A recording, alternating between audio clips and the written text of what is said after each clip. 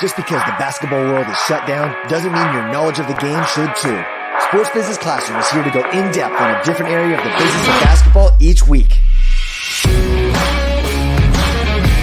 Coming to you live from his home office, here's your host, Beau Estes.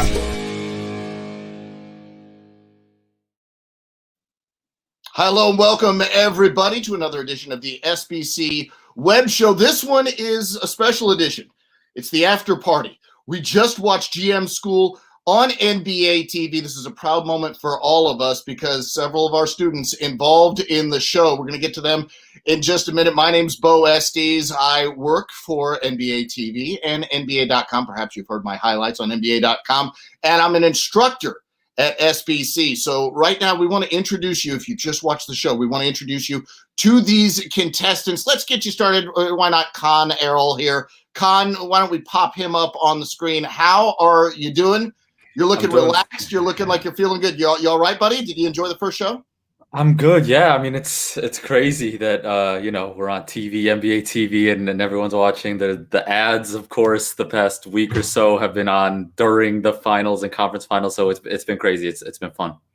Well, I enjoyed watching you for a half hour, but you weren't the only one. Ben Everett was on the show as well. Ben, let's see if he can pop. There he is. He's smiling. Did you enjoy the first show, Ben? Yeah, it was a lot of fun. Just being able to, it's kind of surreal just seeing yourself on national TV and getting texts from family members and friends and stuff. It was definitely a lot of fun. I can tell where you received a lot of praise on that first episode, so I can tell where that would be a lot of fun. Representing New Orleans, next up on our screen, Kat Robinson. Kat, how are you doing? I'm doing well. I'm actually now out here representing San Francisco as of 2 months ago. So I assume you had a good time watching the first show? Yeah, absolutely. It was totally surreal. It feels like, we filmed it a week or two before the entire world shut down, so it feels like a million years ago. I will give you guys a marker for how long ago this show was filmed.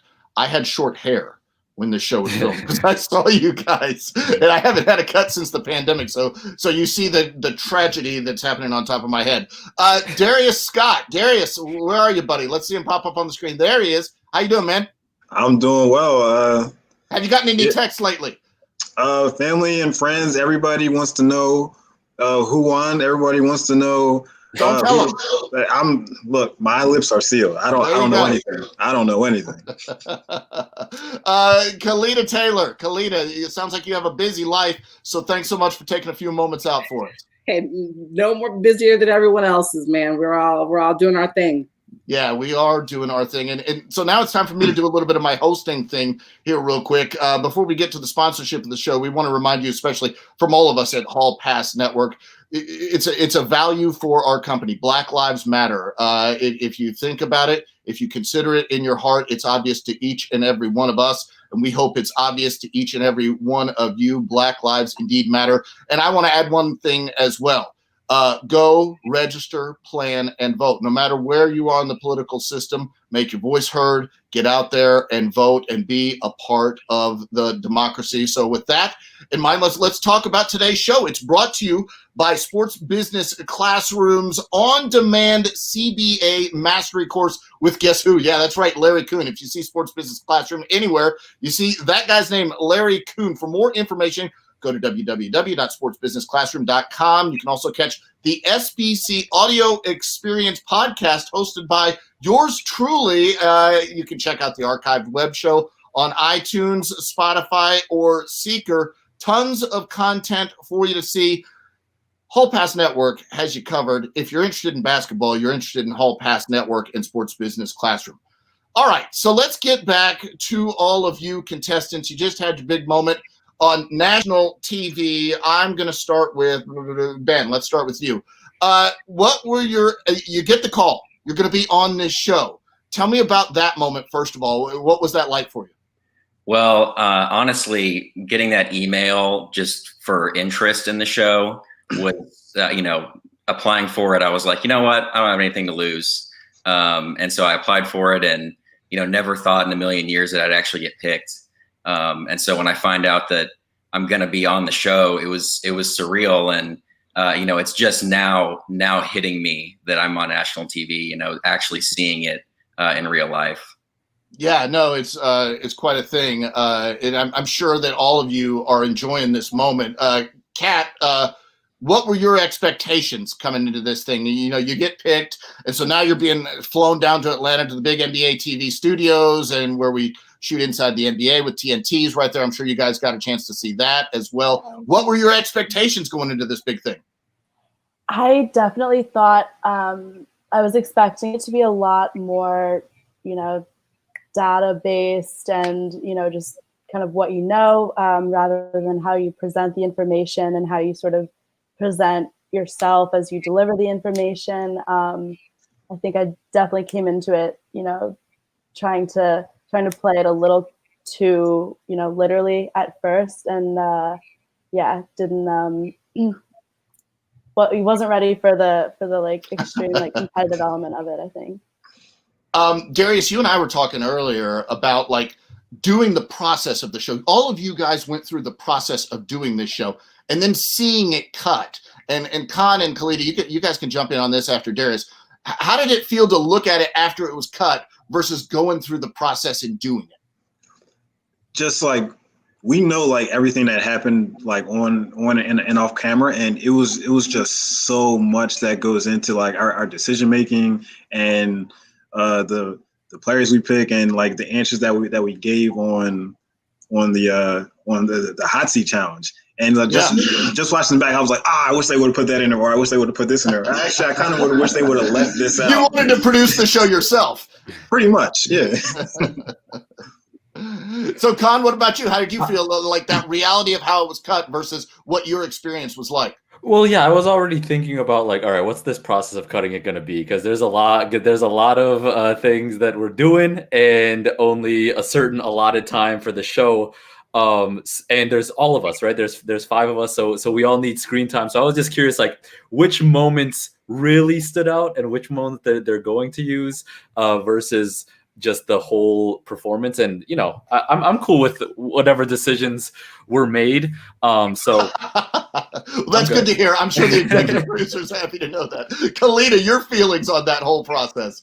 Yeah, it's been crazy to watch the editing. I mean, they had so much to try to get down into a small amount of time. I think the draft challenge tonight was the one where I really was like, wow, there were so many moments, some of the, like, we were giving reasoning for each one of our picks. We were talking it through a little bit. So a lot of that got cut out. But that was a really fun experience to hear everyone walk through their picks. And like that draft was live. Like we weren't cutting time, getting time to like research. Once they started the clock, we had to, research whoever we wanted, and the picks were a surprise. So yeah, it was fun. It's been crazy watching how they cut it down.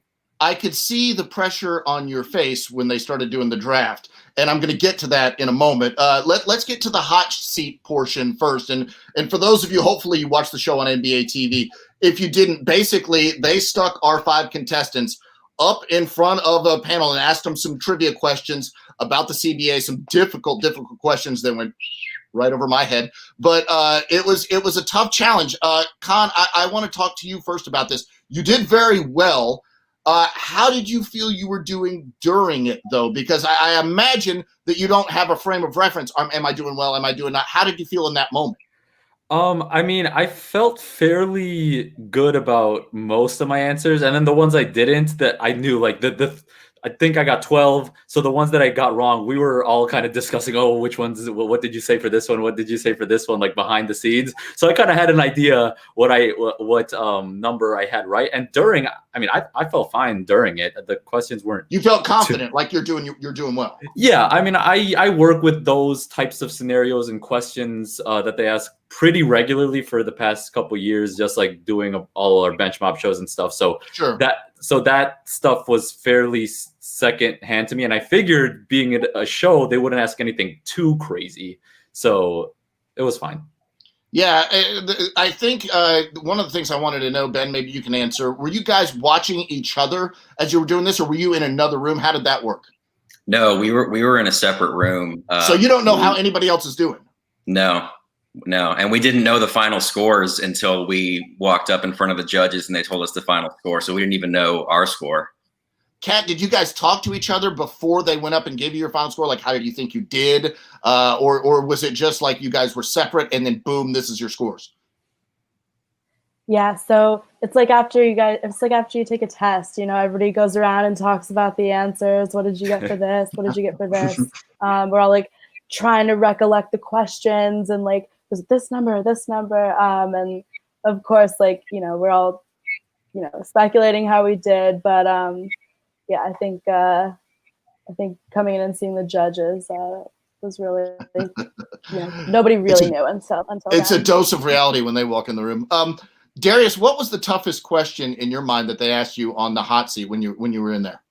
From what I can remember, like the toughest question was the one that they showed me where like they're like, oh, he guessed on that one, and like the truth is, there wasn't enough time for me to read the question, look through all the numbers, and then like decide which one was correct, because like a lot of the answers looked similar. So it was like 24 seconds with all those numbers. I was like, I'm not really sure.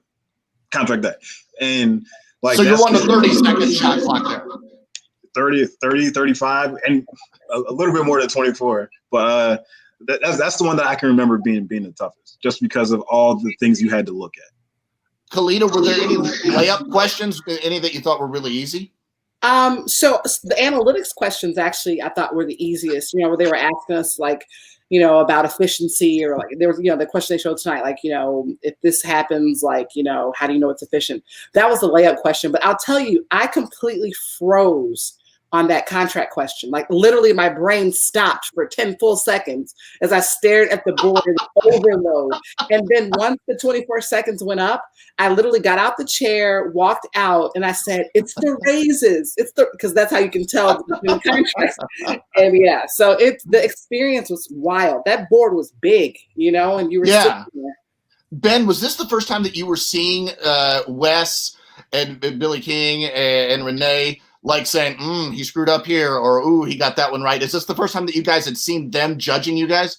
Yeah, all of that commentary was separate. They were in a separate room, and so we didn't really get to see that at the time. But watching it back, it's kind of fun to just kind of see, you know, what they were thinking when we were going through the challenges.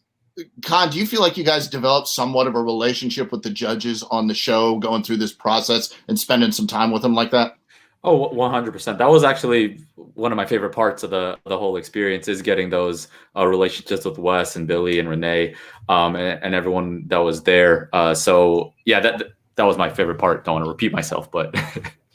Well, as you guys know, I'm in no position to be a GM, so I've been texting Wes during the show, and I'm sure annoying him tonight. But I asked him, I said, you know, he kept on talking about these softer skills that are involved in being a general manager and the management of a team. Did you see any of that addressed and how to do that? And is that something we can look forward to in other shows? And feel free to answer that, Darius, Calida, anybody. Yeah, I would say coming up in like some more episodes, you'll see like other traits that a GM needs to have that isn't just how much do you know like about the salary cap or the CBA. A lot of personable stuff. Yeah. Calida, you feel the same way? I mean, because it did seem very rules and numbers driven, but there is more to that job, right? Definitely. Yeah, I think definitely in the next few episodes, you'll see a lot of that. So. Yeah, I'm looking forward to that because that's maybe where I could excel. I don't know all the numbers you guys know. So let's get to the part that was really fascinating to me. You guys had to do a draft, and I just want to make clear in case anybody was watching at home on NBA TV, when they did this draft, they basically drafted NBA players that they were going to build their own roster with. They could not draft MVPs. So if you guys are looking at our contestants and going, LeBron James, Steph Curry, Kevin Durant, what's wrong with you guys? They didn't have that option. That's right, guys, right? Yeah. I mean, Kawhi was there, but there was a few superstars. Yeah, but it was no MVPs, right? That was the rule, right? I think that they definitely did. Go ahead, Calida. No, yeah, it seemed like they had a rule similar to that. I don't know if that was the exact rule, but they definitely cut out like LeBron and in all of them. So sure. Giannis So is, yeah, Giannis wasn't in there. So I think like Steph. So that's an MVP. Kevin Durant's an MVP. Was Russell Westbrook in there? I don't believe so. MVP. James Harden wasn't in there. So I think they just took out the MVPs. One thing I want to talk about. So basically, you guys built a roster, and the construction was your responsibility. But before you did this, I saw a comment from the host of the show, Ben Lyons. He said, "Not only is this going to define your time here, and here's where he put the pressure on you guys, but it could define your entire career." So, like, good luck, guys. And in this moment, so I want to start off with Calida here because you had the first pick, and there was absolutely, at least by the look on your face and what you said, no prep time. Like they just told you, go now. And so were you a little bit like under the gun, that feeling in that moment? Because it just seemed like they walked in the room, sat down, draft your players, right now, go Calida. Yeah. So as far as the actual start of the draft, I think that was a surprise to me. I was expecting a little bit more lead in, maybe like here's 10 minutes to do further prep, but no, when he finished talking, they started that clock immediately. So I had an idea who I was going to pick first. I was, choosing between two very close. So I just had to spit out my choice and get it started. And then, so tell me why you picked Kawhi Leonard. So, okay, we filmed this before the pandemic, so a little while ago. Yep. And that was before Luka, who would have been my other choice, a very, very close second, before we had seen him in the playoffs. So I said, Kawhi, we know what he can do under pressure, offense, defensive talent. I'm going to go with him. Let me ask you a question, Calida. I'm going to ask you a question right now in front of the world. All right. If you could pick now, if you had a redraft, I'm putting you on the spot, Calida. Is it still Kawhi? Are you still going with the guy who's won championships in 2 different cities? Are you still picking Kawhi number one out of the guys that you could pick? I was completely floored with Luka Doncic's performance in the in the playoffs. And I know he had a little bit of an injury, he's a little hobbled. But if we were to redo the draft today, I would go with Luka. I would. Okay. Yeah. Interesting. And nod of the heads. Does everyone agree, or is there any disagreements? Well, Anthony Davis is the other choice, right? I mean, he's been wow. Okay, so everybody, all the contestants not named Calida, would you also pick Luka Doncic number one overall now? Yes or no? Nod of the heads. Yes, Kat. Yes. What was that nod, Kaan? That wasn't a nod at all. I was just very happy I was second. Let's just say that, because there were two clear choices, and for me that decision's super hard. I think I still would go Doncic, especially now that with what we know. Back then we were talking about it. I probably would have picked Kawhi too. So shouts to Calida for agreeing with what I would have done too. But I'm happy Doncic fell. Shouts to Calida for agreeing with me. Oh my God, this is what the whole time was like. By the way, this is exactly. Are we having a window into your experience, Kat? Is this what it was like? Oh yeah. They did develop this rivalry on the show, and I saw the producers dived right into that. We'll get to that in just a moment. Kat, I want to get back to you for a second. I know you're in San Francisco now, but they went to New Orleans. They took some shots of you there in New Orleans. First of all, what was that day like when they come out and shoot the B-roll shots and do the sort of profile piece? Well, so I would like everybody to keep in mind that they came on a Friday. That Tuesday had been Mardi Gras Day. So what are you trying to say? I was so what I'm saying is I was very well rested. I'd been preparing for the entire week. I'd done a juice cleanse for the last week, so I was raring to go. No, it was great. You're post Mardi Gras. Really, I mean, exactly, yeah. I've been to Mardi Gras. I understand what you're trying to say. So my point in bringing up the New Orleans thing is the New Orleans girl takes the New Orleans number one draft pick, number one overall. Tell me what you're okay. I'm not criticizing you yet. Just tell me why Zion number one. Was it that feeling in the moment that he is this superstar that's coming and you wanted to get it early? So for me, I think we all sort of came into the draft with a little bit of a different idea of what stage in our franchise we thought we were.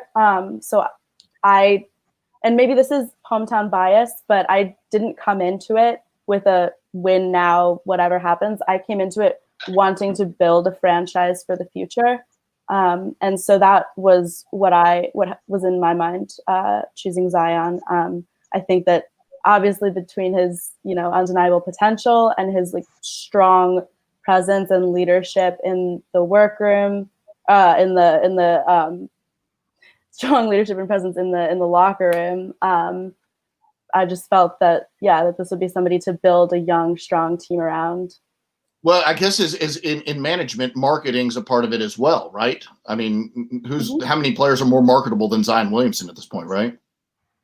Exactly. And the way he's embraced New Orleans, like, of course, it's hard not to embrace, or it's pretty easy to embrace New Orleans, but I think that he would embrace wherever he went and want to, be a force in the community wherever he went. Yeah, so it's see, I wasn't criticizing your pick. I was just helping you justify it. Darius, one thing I noticed is you had to go back to back. It was a snake draft. So I'm trying to imagine, because you and Calida both had that experience of winding around. You have to go one and then two, and then it goes back to the other. Did that make it more difficult? Was that a greater challenge, or was that an advantage? I don't think it's ever an advantage going last. Like getting the back-to-back picks is okay in some circumstances, but like when you're last, it's like, all right, you get to 2 picks, okay, but then you get to watch everyone who you think you want.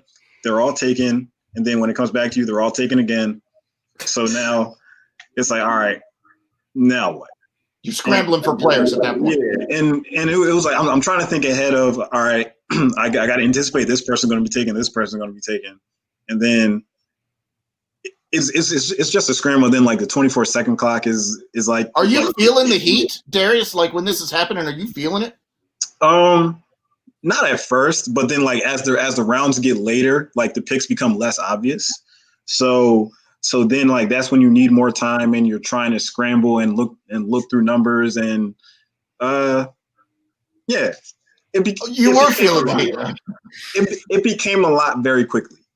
Okay, I understand. Ben, I don't know if you knew it in the moment, but Wes Wilcox and Ben Lyons really liked what you were building. Were you feeling good? Because it was like a young Dennis Lindsay out there, man. How was it going for you, bud? Yeah, I mean, I was pretty confident going into the draft, and honestly, getting third in the first challenge, I was a little disappointed because I wanted to do better than that. But that being third and right in the middle of the draft allowed me to get Anthony Davis and Damian Lillard on the same team, and that just set up everything else from that point on. And so from that point, I just drafted guys that would fit around them. And I think that was one of the things that, Wes and the judges really liked was I drafted players that, are kind of more role players rather than, ball dominant guys. And is this your first time seeing that they really liked what you were doing out there? Is this your first awareness of it? In terms of like, while we were drafting, yeah. But I mean, they gave me some feedback after the draft when we faced them. But yeah. Gotcha. Let's get to some moments. And like we said, you guys filmed for a week to get these episodes. Is that right? Yep. Yeah, that's right. So there's a lot of moments out there, and they picked a few certain moments to show on the show. Kat, you said your brain was all over the place at one point out there. You missed a pick. Yeah. So I would be a fool if I didn't ask you what in the world happened there. The thing that I kept wondering at home as I'm watching this is, could you see the clock? Did you know it was winding down and that you were going to miss it? Or were you not as aware of that? That's what I was curious about. Right. I think, honestly, in the moment, I felt that they were probably going to be judging us more on our justification for the pick rather than the pick itself. So I would think I was trying to put a lot of effort into making like a coherent statement. And yeah, I mean, we could see the clock, and I do wish I had I wish I had picked anyone, of course, over an empty spot. But it did like wind up putting me in an interesting bargaining position. Explain that. Just the fact that whatever trade I made initially would likely have to be some kind of 2-for-1. Gotcha. So that just kind of created an interesting. Were you like when it happened in that moment? Were you really upset, or were you able to move on pretty quickly? I mean, I was in shock. It just kind of happened. I mean, yeah, of course I was frustrated, but you can't like let it get to you. Well, it seemed to me, have you guys seen the show, Who Wants to Be a Millionaire, where they explain their answer for 45 seconds before they tell you the answer of what they are going to choose? It seemed like they had you guys doing some of that. Is that what was going on, Kat? So Yeah, they is that right? asked us to sort of lead in. Yes. Okay, gotcha. Yes, they asked us to explain It felt like you were building up to some big reveal, and the clock just ran out on you. Darius, now it comes to you, pal. You seem to like Kyle Lowry, right? Is Kyle Lowry's your guy? That's my guy. That's your guy. So now I want to understand, like, were you able to see which guys were taken easily? Was it difficult? And then we talked earlier about you being in that snake draft position where it's tough to sort of like, you know, you're having to get two guys at one time and then wait a long time, and a lot of guys are going off the board. How was that working for you? And could you see who was being taken easily? So yeah, like we could see who's being taken easily, but again, it's like I'm more so just listening, because like I'm on my computer, I'm like trying to scroll through the numbers, trying to decide who do I want next versus like this guy or that guy. So I'm just like, I'm listening to the picks, but I guess at some point I missed Kyle Lowry, and like Kat said, like we were talking, they wanted us to talk through our picks as to our reasoning why. So it probably would have been smarter to say the guy's name first and then explain why. That way, if I would have said Kyle Lowry's name first, then they would have been like, oh, nope, he's gone. And then. Okay. So future GM pool contestants, learn from Darius and Kat have a lesson for you right there.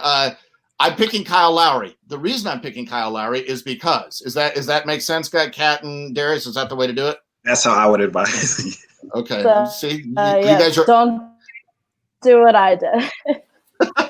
Well, no, this is what the experience is, though. I think that's fair to show how you grow from this experience. Next, we get to the rivalry that the producers seem to be enjoying. Kaan versus Calida. And Kaan, I love that they've decided to portray you as the evil genius, pal. Talk to me. Take me into your evil mind. What's going on over there, buddy? Evil genius is only half right, I guess. But no, I mean, I was pretty confident going into the show in general. Just like what it was, it seemed like I was preparing for it almost for a few years with everything that I've been up to. So that's why maybe that confidence, you know, rubbed people a different way. So they wanted to make me out to make it seem like I knew everything, or I felt really confident or whatever. Maybe I should have came in a little easier, but you know, I'm me, and I wouldn't change anything. I'm glad how it went, you know. Calida, did you enjoy this rivalry, and did you feel it in the moment that you two were engaged in some sort of rivalry? Because they did, like, they were cutting it to where it was like, Kalida's looking like this, and Kaan's looking like this. Did you guys see that, and did you feel it in the moment? I'm sure the other three, you three also must have felt it too, right? Yeah, so they, me and Kaan were sitting next to each other during the draft, and then like there were no less than like 3 or 4 moments where he took the play as they snaked back to me. The player that I had at the top of my list, he selected that guy. I think it was like Fred VanVleet was one of them, and there was a couple times where it happened. So those were like real reactions. I was like, Kaan, like. No, you were making it was audible. You were like annoyed with Kaan for taking your guys, right? Shouts to Calida for agreing with me. Yeah, right. Shouts to Kaan for agreeing with me and taking my guy first, right?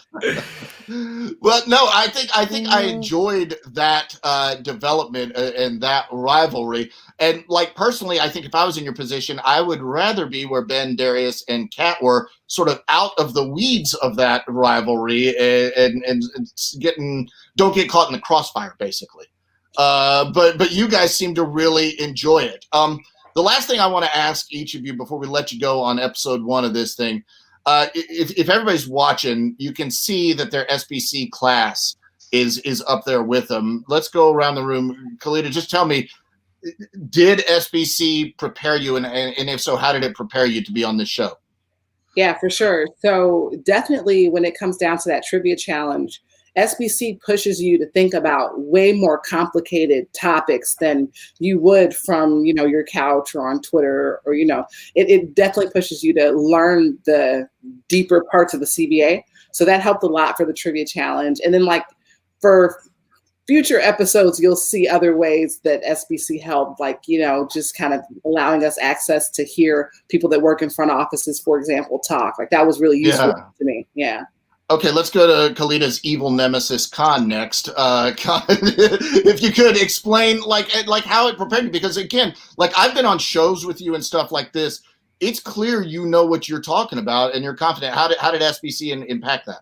Well, SBC just overall sparked like a motivation in me to pursue a life where I'm doing things that I want to do, and that's because of all the stories and all the career paths that we listen to from the people that were speaking. So seeing how hard they had to work to get to where they need to go or they want to go, sparked that light under me, and then that in turn led me to work crazy hard for 2.5 years, however that time frame was, until I got to GM school. And I think that amount of work that I did put in was what enabled me to even be confident, because I'm not a very confident person if I don't believe I know what I'm talking about. So that's probably what it did for me.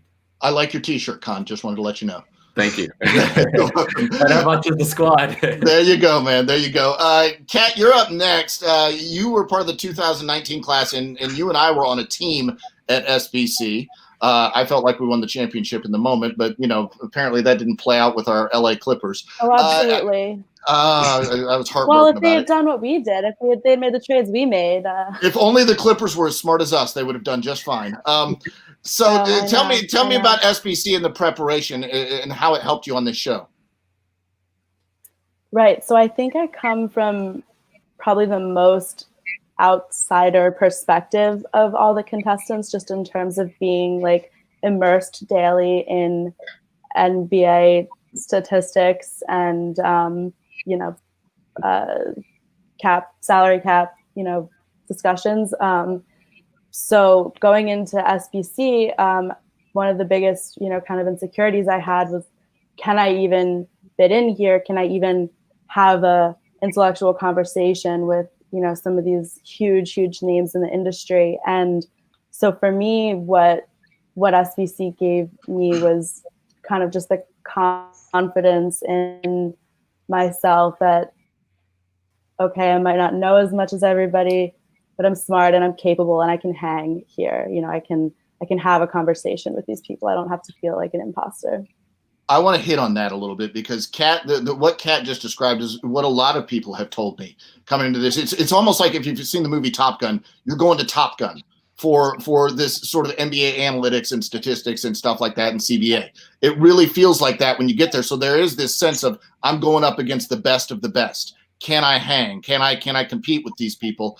And a lot of people feel the way that Kat felt coming in. And then you see the product. Kat comes out of this thing and she can compete with anybody. She goes right up against anybody. So you can see the rewards of investing in it. Ben, I want to touch on your experience next. Obviously, Wes and Ben Lyons loved your draft pick. So tell me how SBC prepared you, buddy. Yeah, it's really awesome just to see the growth of SBC, because the year that I went, it was just kind of becoming a big thing. And it's just, to me, it's another way. SBC and even GM school are more ways that everyday people can, do these things that they love and like get access to, this NBA stuff that like I can only even dream of. So, SBC was awesome. I learned a lot. I was a salary cap major. I know Larry was yelling at me for missing the extension anniversary question. Larry's yelling at everybody. Don't feel bad. I should have brushed up a little more on my CBA knowledge, but it was 4 years ago. So, Darius, lastly, you performed really well out there, and again, I keep thinking that snake position was tough for you going back to back. Tell me how SBC prepared you for those pressure moments that you dealt with now that you're a national television star. Big TV star, yeah.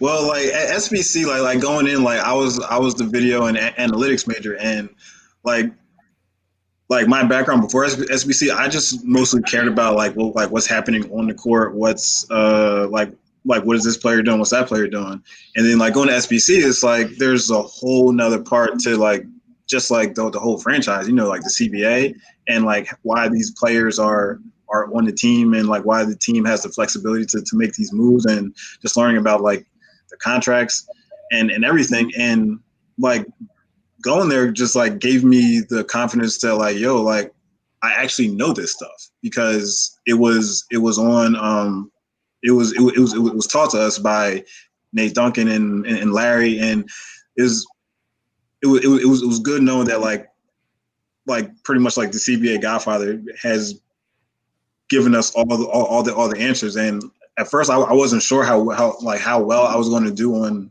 like the trivia challenge, and I think I did all right. No, I think you guys all did all right. You can all be proud of what you did out there. You know, it's funny because I talked about it. You guys are all on TV now. You're on national TV for the skills that you've learned. So you should all be proud, and you should all be worried because I'm going to be watching next week. And if you messed up, we're going to talk about it on this here show next week. So I'm looking forward to that because I didn't screw up at all. I just get to watch the show. But again, guys, thank you so much for being a part of this. It was a lot of fun watching you perform under pressure. We're all proud of you. And like I tweeted out earlier today, you know, when you come to SBC, we can't promise you that all of you are going to be on network TV, but some of you will be, and you guys made it. So congratulations on that. We will see you and put you to the grill next week. I'm looking forward to it. Thanks to all you guys. And we want to remind you can tune into everything Sports Business Classroom and Hall Pass related at sportsbusinessclassroom.com and Hall Pass Network. There is our family of shows. Basketball Jones with Mark Jones. Perhaps you've heard of him. Pickup Game with Seth Greenberg, and Off Court Connections. That's the show you really want to check out if you're trying to grow yourself in this business. Thanks so much for watching, everybody. We will see you next week.